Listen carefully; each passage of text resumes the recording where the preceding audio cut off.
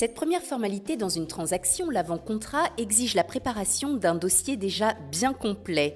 Bienvenue dans votre chronique du notaire avec maître Florence de Hougros. Bonjour maître. Bonjour Sonia. Quels sont les impératifs du vendeur pour établir un compromis de vente ? Alors le vendeur a un devoir général d'information sur le bien qu'il vend. Il doit donc commencer par fournir son titre de propriété, c'est-à-dire la copie de l'acte complète qu'il a eu lorsqu'il a acheté. Ensuite, il doit fournir tous autres éléments utiles, c'est-à-dire les factures des travaux qu'il a réalisés sur le bien, avec éventuellement les autorisations d'urbanisme qu'il a dû demander pour réaliser ces travaux, et les attestations d'assurance des entreprises qui sont intervenues. Est-ce que les diagnostics immobiliers sont obligatoires à cette étape de la transaction ? Alors oui, ils doivent être portés à la connaissance de l'acquéreur dès qu'il visite le bien. D'ailleurs, le diagnostic de performance énergétique est indiqué dans l'annonce immobilière.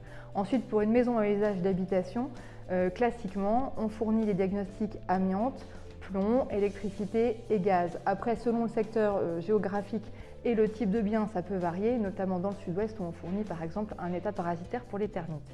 Et l'acquéreur, que faire après son coup de cœur ? Alors l'acquéreur qui est un coup de cœur, il doit s'assurer de pouvoir le financer. C'est-à-dire qu'il doit se rapprocher de son banquier pour savoir quelles sont les caractéristiques de l'emprunt qu'il peut contracter, le montant, la durée et le taux qu'il devra indiquer dans le compromis qu'il va signer. Ensuite, une fois qu'un dossier complet peut être remis pour la rédaction du compromis, celui-ci sera signé sous un délai maximum de 72 heures.